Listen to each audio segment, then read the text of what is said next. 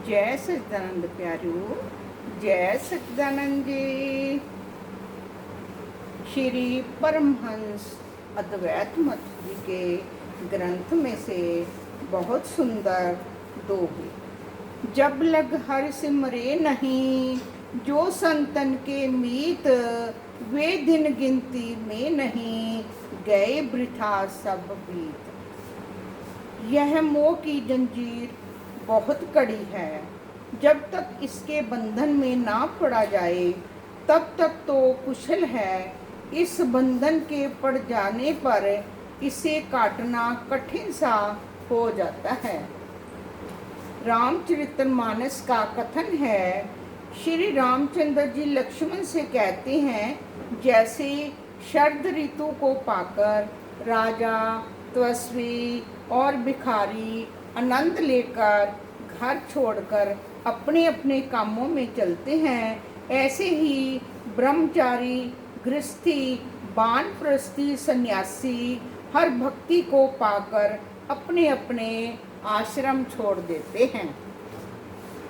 अर्थात जब भी जिस आश्रम में वैराग्य की प्राप्ति हो जाए, उसी आश्रम में ही स्वस्थ त्याग साधु बना जा सकता है। इसमें किसी नियम का बंधन नहीं है। यह सुनकर श्री परमहंस जी ने फरमाया, भाई, साधु होना तो दुनिया भर की जिम्मेवारी सिर पर लेना है। तुम्हारा जो ख्याल है कि साधु बनकर कोई चिंता ना होगी, यह भी ठीक नहीं है, क्योंकि और बातों के अतिरिक्त मुख्य चिंता खाने पीने पहनने की हुआ करती है। यह सबके लिए जरूरी है। अपने उत्तर दिया, पेट भरने के लिए मनुष्य कुछ भी खा सकता है, परंतु कंद मूल, फल फूल आदि के अतिरिक्त परमात्मा ने सैकड़ों प्रकार की वनस्पतियाँ और भिन्न भिन्न प्रकार के अनाज बनाए हैं। इन वस्तुओं से निर्वाह सरलता से हो सकता है। यह आवश्यक नहीं कि हलवा, कलाकंद और स्वादिष्ट ही भोजन मिले। क्या जंगल के फल फूल खाकर मनुष्य जीवित नहीं रह सकता?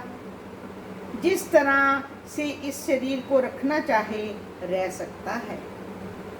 दूसरी बात है खान पान, अन्न जल के विषय में। इसके लिए यहाँ भी इस शरीर के निमित्त जो कुछ वस्तु हो वह स्वयं ही प्राप्त हो जाती है। इंसान को खाने के लिए कुछ भी दिया जा सकता है, जिससे कि अपना वह भोजन बना सकता है।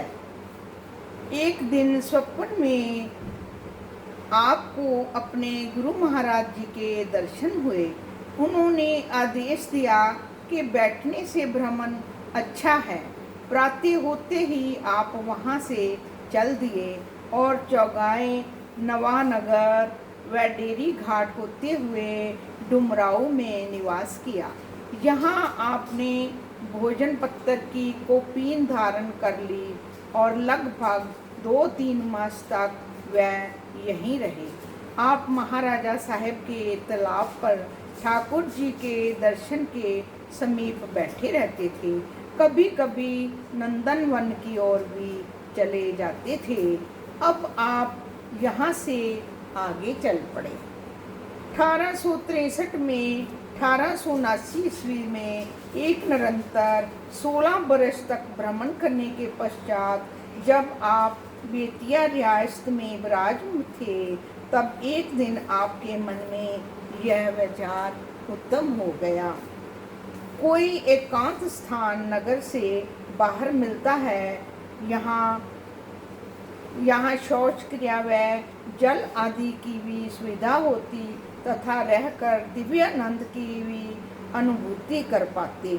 इन विचारों के उत्तर में श्री सद्गुरु जी की ओर से आपको अंदरूनी तौर से आदेश हुआ और वह काठियावाड़ द्वारका जी की ओर भ्रमण करने चल पड़े। यह आदेश पाकर आप वहाँ से अयोध्या की ओर चल पड़े। इस प्रकार पैदल भ्रमण करते करते मथुरा जी पहुँच गए। यहाँ पर आपको एक महापुरुष के दर्शन हुए, जो कि आपको बड़े प्यार से मिले और कहने लगे, परमहंस राम याद आओ मिलो। उनको मिलने से आपको हार्दिक प्रसन्नता हुई, क्योंकि वे भी पूर्ण पुरुष प्रतीत होते थे। आपने अनुरूप पथ पर चलने वाले महापुरुष से मिलकर आप अत्यंत प्रसन्न हुए।